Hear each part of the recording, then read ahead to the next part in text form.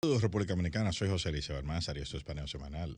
Dando las gracias a Dios, como cada sábado, por permitirnos estar aquí con ustedes y a ustedes por concedernos el honor de sintonizarnos a través de Sol 106.5 FM, de vernos en YouTube, en nuestro canal Paneo Semanal, el canal de Sol 106.5, así como en seguirnos en nuestras redes sociales, Instagram, Facebook y Twitter. Paneo Semanal, saludando a mi hermano Luis José Polanco. Muy buenos días a todos nuestros queridos y amables teleoyentes que nos dispensan el favor de su audiencia todos los sábados de 10 a 12 meridiano. En este su programa Paneo Semanal. Y bueno, como siempre, haciendo el paneo internacional. Estamos con las noticias de Europa. La cosa se pone cada vez más difícil con la llegada del invierno. Se caldean. El precio de la electricidad está súper alto. Los europeos están tratando de ahorrar energía, apagando los monumentos. Ahí vimos en Francia la Torre Eiffel, se apaga temprano, todos los monumentos, apagando las luces, ahorrando, porque la situación es crítica con la falta de energía para este verano. Los países invierno. Lo que están haciendo, el invierno, los países lo que están haciendo es ahorrando energía. En Inglaterra, por ejemplo, han llamado ya medidas para restringir las horas en que están encendidas las luces de la ciudad.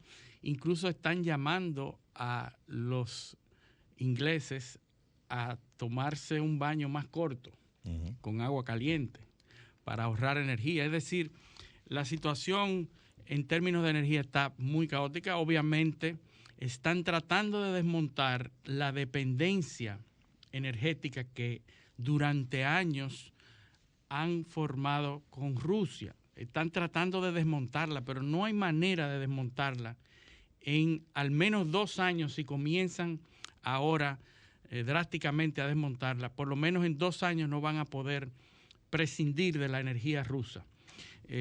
Ya sabemos que Rusia aporta más del 40% de la energía que consume Europa y no hay manera de cambiar, de transformar el patrón energético del que tienen, porque, por ejemplo, tú sabes que se ha quintuplicado la importación de gas licuado. ¿Desde dónde tú crees que están importando los europeos? Argelia, de Estados Unidos. Qatar, Estados Unidos. Estados Unidos está ahora mismo beneficiándose de esa necesidad de energía de Europa. Ha quintuplicado la cantidad de gas que se importa desde Europa, desde Estados Unidos a Europa. Y entonces ahí vemos una de las razones por la cual esa situación no parece cambiar. Hay que recordar en ese mismo tenor que la Unión Europea hace un par de semanas adoptó un plan, ¿no?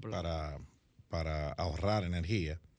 En ese plan, obviamente, y tiene directrices para el verano incluso, y tiene objetivos. O sea, ellos calcularon que, por ejemplo, si la calefacción se subía en 1 grado, se bajaba en 1 grado, perdón, se economizaban X cantidad de millones de metros cúbicos de gas. Increíble. Y por igual, lo que mencionaste del agua caliente, electricidad. Sí. La situación es de ahorro y de poner a los ciudadanos, de concientización a los ciudadanos de que pudiera ser un invierno difícil, porque no hay manera de cambiar ese patrón energético. Tan rápido, ¿no? Tan rápido. Incluso están muchos de los países, Suiza, Francia, Alemania, están tratando de crear rápidamente depósitos de gas natural, porque el depósito, recuerda que llega a través de los gasoductos. Es decir, no había la necesidad de guardar, de de almacenar gas. Entonces, si se trae de Estados Unidos o de otro país, hay que guardarlo. Lógico, porque sí. Eso se descarga de los contenedores, de los barcos que traen esos rubros, tienen que ponerse y guardarse en un depósito. No hay manera de... En el caso de gas natural, para transportarlo y volverlo líquido, sí, hay que enfriarlo a unas temperaturas que son menos no sé cuántos grados. Sí, porque es gas concentrado, claro, natural concentrado. Eso es para que las moléculas reducir el espacio intermolecular del gas. Sí, o sea, que ocupe menos el almacenamiento. Que ocupe menos volumen. Entonces, para desembarcarlo hay que regasificarlo. O sea, calentarlo o subir la temperatura a los niveles que puede estar en los tanques. Pero eso va conectado a muchos factores. Como siempre, esto son cuestiones que tocan muchas... Interrelacionadas. La realidad o sea, porque uno habla de Europa como si fuese un conjunto homogéneo. Sí. Y como si la realidad fuera la misma en todas partes. Son parecidas por diferentes países. Cada país tiene su situación. Resulta, Alemania, por ejemplo, al parecer no tendrá problemas para alcanzar el 80% de reserva, ¿no? De volumen de reserva que necesita. Pero hay otros países que no están en la misma. No se prepararon y cuya dependencia es mayor, el caso de Alemania. Y otros países que tienen cadenas de logística y de suplidores diferentes. Diferentes, sí. Y hablo de España. España Italia, tiene, la mayor parte viene de Argelia.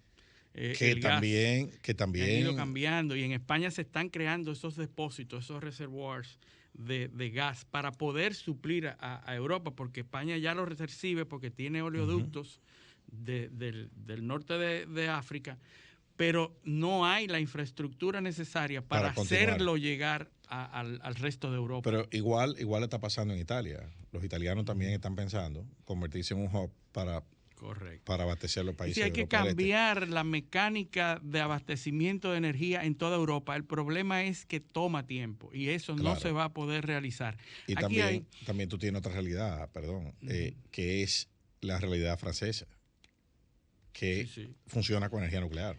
Que nunca abandonó del todo, nunca desmontó su esquema de energía nuclear, nunca lo desmontó. Ahora, Europa está volviendo al carbón y a la energía nuclear, lo que antes se pensaba que era energía sucia. Hablando de eso, tú sabes que en el Donbass, donde están los rusos en Ucrania, los rusos están bajo control ruso ya, 35 minas de carbón. Sí. que hay en esa, región. Y una de las plantas nucleares más importantes está bajo el dominio ruso, que de hecho hay denuncias de ambas partes de que va a haber una catástrofe, de que no se está manejando correctamente. Los rusos dicen que sí, que han logrado ponerla en funcionamiento de nuevo porque había estado fuera. ¿Sabes que las reservas el 60% de las reservas de Ucrania de gas natural están en el Donbass? Están bajo control ruso ahora. Es la zona más productiva. Más del 40% de la tierra rara también están ahí. O sea que la verdad es que uno tiene que tomar estas narrativas con pinzas, ver, porque la verdad absoluta no está de ningún lado. No, fíjate, y a propósito de esas narrativas, en Rusia hace unos días se produjo un atentado que terminó la vida de una joven, Daria Dugina. Daria Dugina es la hija del filósofo Alexander Dugin, que es el filósofo ultranacionalista que ha propugnado por el retorno del imperio ruso. Ha traído toda esa lógica, toda esa corriente ultranacionalista de Rusia, que dicen que es el principal asesor de Putin en cuanto a esa ideología, que es el maestro de Putin en cuanto a la narrativa de llevar a Rusia hacia lo que era antiguamente el imperio ruso. y los territorios rusos. ¿Qué pasa? Un carro bomba explota y queda, termina la vida de Daria, bomba que iba dirigido a... que supuestamente iba dirigido a Alexander Dugin. Dugin no iba en ese vehículo, pero iba en el mismo trayecto, en otro vehículo. Entonces explota esa. ¿Y cuál es el manejo de la narrativa? Todo el mundo culpando. Todo el mundo culpa a la parte contraria.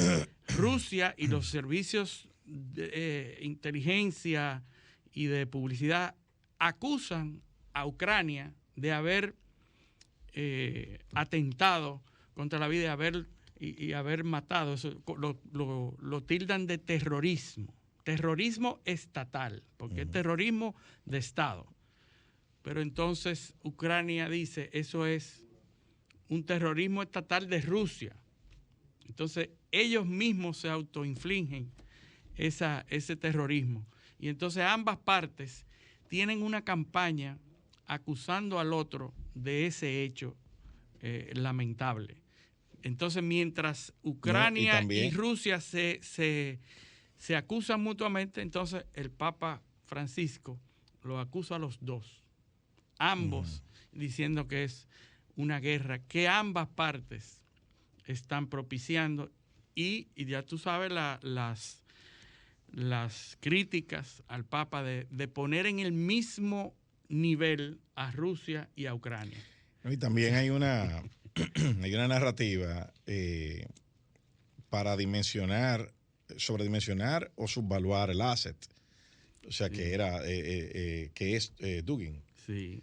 O sea, hay gente que dice que es el maestro, el ideólogo. Sí, el artífice de todo lo que Putin quiere lograr. Pero hay otra corriente que sostiene que él es un pensador influyente, pero que tampoco es la gran cosa. Sí. No es que no es la gran cosa. Pero, en términos de la influencia, o sea, pero Putin, que no es lo que se dice que es. Yeah. ¿Entiendes? O sea, es un ideólogo de la superioridad rusa o de la mentalidad de la Rusia imperial. Sí, pero es filósofo y es un tipo instruido, catedrático. No, eso, nadie ha dicho que es bruto. Sí, el tipo para poder mantener todas esas ideologías y filosofías tiene que ser influyente, y para que Putin le haga caso, como dice una parte, bueno, pues el tipo debe ser bastante conciso y preciso en sus planteamientos.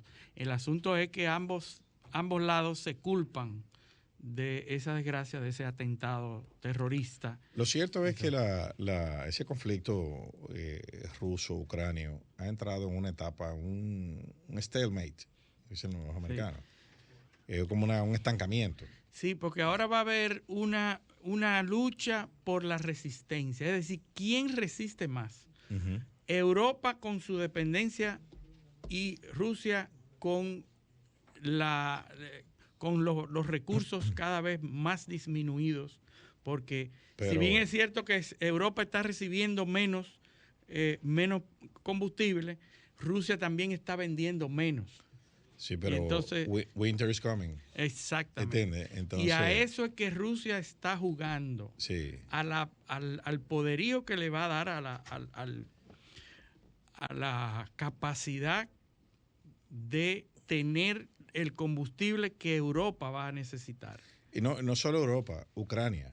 Porque recuerda que mientras todo esto sucede, Ucrania tampoco tiene gas. No, Ucrania no tiene con qué calentarse. Está metida en una de las crisis más grandes, que ya habló esta semana de que ya se va a quedar sin posibilidad, sin recursos para armas, para pertrechos, para nada. O sea, ya se está quedando sin capacidad de responder resistir a Rusia. Muchos de los países que prometieron ayudas, por ejemplo, Alemania. Alemania también dice que no tiene para ellos mismos. Exacto, ni tiene capacidad de producir a la velocidad que se requiere. Pues recuerda que Alemania no estaba preparada para entrar en una guerra. No. Ni lo previó, ni lo vio, increíblemente. Pero bueno, fíjate que es como una especie de patrón. Y para hacer este análisis, tenemos que empezar con los franceses. Uh-huh. ¿Qué pasó en las elecciones de Francia?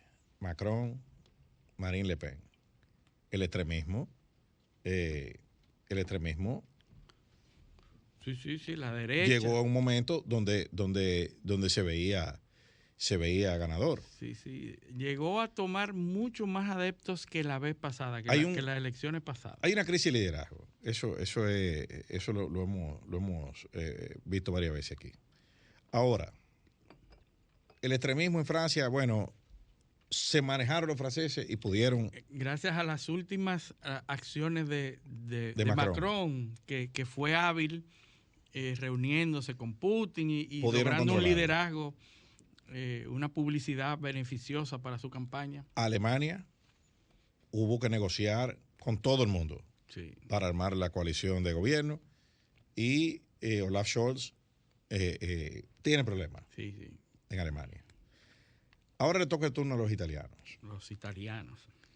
Italia tiene elecciones el 25 de septiembre. Sí. ¿Y qué ha sucedido? Que las encuestas han entrado, o sea, muestran un escenario sin movimiento desde hace varios meses, donde al parecer la candidata, bueno, al parecer no. Giorgia Meloni, ella es la candidata puntera en las preferencias electorales de los italianos. Porque se ha consolidado el área conservadora derecha a apoyarse mutuamente. Estamos hablando de una candidata que representa un partido que en el 2018 obtuvo el 4% de los votos. Era un partido de extrema derecha que los italianos lo rechazaban por extremista. 4% de la votación. O sea, peor que Marine Le Pen. Sí, peor. Entonces, ahora resulta que ese partido es el que mantiene, por eso dije que las encuestas llevan meses sin mostrar movimiento. O sea, sin revertir la tendencia, sin que se construya una tendencia en contra, y no hay razón para que en estos próximos 30 días eso vaya a cambiar. Uh-huh. Entonces, se ha producido una alianza, como decimos por aquí, por el trópico, de maco con cacata. ¿Dónde está? Hasta Silvio Berlusconi anda por ahí. Berlusconi, increíble. Matteo Salvini, de la Liga del Norte. Berlusconi y Giorgia Meloni han hecho una especie de coalición que el sistema electoral italiano pues estimula eso. Uh-huh. Y el partido de ellos tres que obtenga más votación es el que va a ser apoyado por los otros. Eso significa que Giorgia Meloni puede razonablemente, tiene muchas posibilidades de alzarse con el gobierno en Italia. Entonces, el partido de Giorgia Meloni es un partido formado en las ruinas del fascismo. Bueno, volverá Mussolini en cuerpo de mujer. Sí, es lo más cerca, que se tiene. Y eso es preocupante, por lo que hemos dicho otras veces. Sí, la polarización. La polarización, la emoción en la política. Y está sucediendo algo que en los años 70, Roger Freeman, que era uno de los asesores en educación de Reagan cuando era gobernador de California, acuñó un concepto y mira por dónde voy. Roger Freeman decía que él era un opositor al tema de la educación gratuita universitaria, uh-huh. Porque él decía que el proletariado educado tenía demasiadas expectativas y te creaba crisis de gobernabilidad. Uh-huh. Y que cuando tú ponías la educación superior, o sea, universitaria, gratuita, tú lo que creabas era mucha gente instruida, desempleada. Desempleada. Y eso es peligroso. Desempleados e instruidos. Entonces, eso es en parte lo que está pasando en Europa. Mucha gente preparada, mucha gente instruida, pero desempleada. O sea, el caso italiano. En Italia hay una caída de la población, que no solo ahí, en muchos países europeos se da eso. En Italia hay una caída de la población importante. Las tasas de reproducción de los italianos son de las más bajas. De las más bajas de Europa. De las más bajas de Europa. O sea, no tienen cómo sustituir a su población. Entonces están tratando de, con la migración, tapar. Balancear un poco. ¿Qué pasa en Italia? Bueno, que la gente se estudia, se hace profesional, pero no hay trabajo. Tiene que irse para Alemania, tiene que irse a Francia, tiene que abandonar el país. Recuerda también que los italianos son migrantes. A principios del siglo XX. Migraron a América. Argentina recibió más de 2 millones de italianos, igual que Brasil. Unidos. De Italia se fueron en los primeros 40 años del siglo XX, se fueron casi 9 millones de italianos. O sea, Italia se vació. Todos recordamos el Padrino. Migrante, claro. La mafia se estableció en el mundo entero. Eso sigue. O sea, eso sigue. Esa corriente migratoria sigue manifestándose de otra manera. Y eso es lo que está generando el descontento en Italia.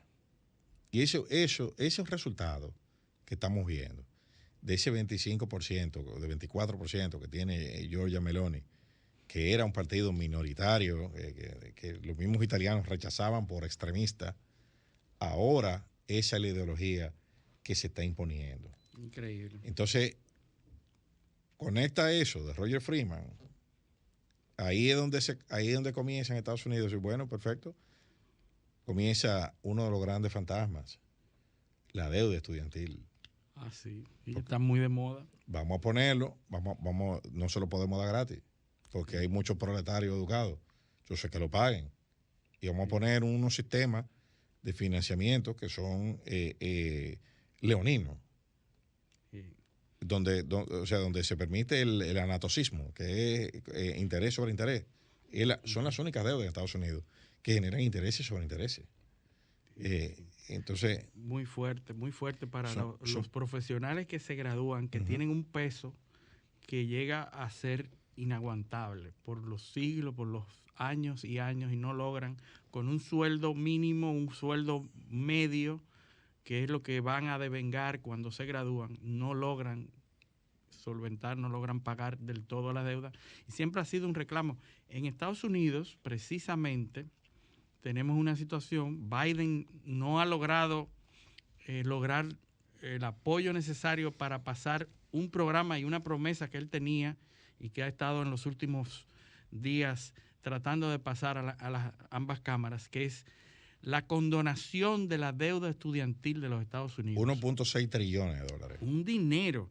Eso va a representar 24 mil millones al año para Estados Unidos, la condonación de la deuda estudiantil, porque la cantidad de estudiantes que tienen deudas y que quieren salir de ese peso, y que el presidente Biden fue uno de los puntos de campaña cuando era candidato, y que lo quiere pasar, tiene cierto apoyo, pero le falta apoyo de sus mismos compañeros de partido en las cámaras, le falta apoyo. Muchos dicen que es injusto porque las personas que tuvieron... Sí, lo que pagaron, entonces no van a recibir nada. Entonces, si se esforzaron y se sacrificaron más para no quedarse con deuda, se sacrificaron más, esos entonces no van a recibir ni un centavo. Sí, eso es como la prórroga del malvete aquí. Sí, entonces se es injusto con lo que cumplieron. Exactamente. Entonces, ese es el dilema que hay en Estados Unidos y en estos momentos con Biden, que se ha tornado uno de los presidentes con mayor debilidad política de los Estados Unidos, con mayor debilidad en el sentido de que no tiene suficiente apoyo, de que no se presenta con una posición fuerte, que no, bueno, que tiene obviamente problemas de deficiencia cognitiva, así que no lo respetan, no se da mucho a respetar Biden, tiene problemas internos. Y entonces con un problema de Trump en el medio. Acosándolo y que bueno, ya el juez que había firmado y que había aprobado la orden de allanamiento, ya aprobó que se publicara la declaración jurada que dio origen a la aprobación de la ley del allanamiento a la residencia de Trump, donde en ese documento que fue publicado hace 2 días, se presenta el racional, la razón por la cual se le aprueba a los agentes del FBI a allanar, porque tienen que, en Estados Unidos como en toda parte, tienen primero que ir donde un juez con las causas probables, la justificación para que el juez apruebe que se allane una residencia. Bueno, ahí está todo el racional, pero está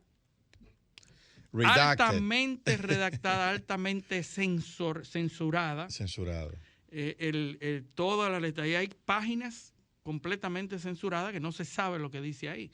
Pero lo que se puede ver, lo que no está censurado, dice que hay cajas que en abril se encontraron cajas o se le pidieron cajas que había información clasificada como altamente secreta, top secret, y que estaban en posesión de Donald Trump en ese momento.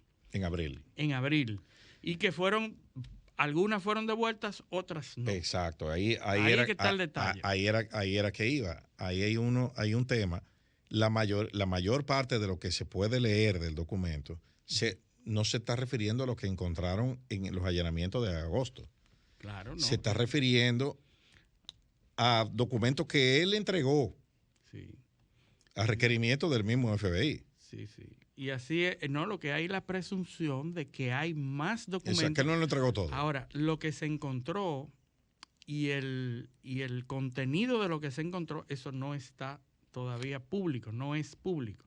Ahora, lo que se supone es que había documentos secretos, incluso no solamente top secret o altamente secretos o confidenciales, sino sensitivos. Esa es la palabra que se usa. Hay documentos sensitivos, sensibles, de información de inteligencia. Bueno. Entonces, como siempre, nunca se va a decir exactamente del tema. Mucha gente especula que son documentos de armas nucleares. En el documento que presentan no se habla de la palabra nuclear en ningún momento. La gente especula que tiene información que le puede servir a Rusia. Eso no se habla tampoco. Es decir, que el manejar ese tipo de campañas da origen a que todo el mundo hable lo que quiere hablar. Sí. ¿Verdad? Entonces, tema de narrativa. Ahora, lo que se encontró y lo que es, eso no se ha dicho, ni se puede decir, porque es secreto. Entonces, ahí es que está el problema. Pero eso está conectado con, como tú hablabas de Biden, de su problema y su debilidad. Cuando volvamos de la pausa, vamos a hacer un análisis para ver cómo está la popularidad de Biden, cómo ha ido evolucionando y cómo está la carrera para las elecciones de noviembre. De noviembre. Pero eso lo vamos a hacer cuando hablamos de la pausa. Esto es Paneo Semanal, no le cambien.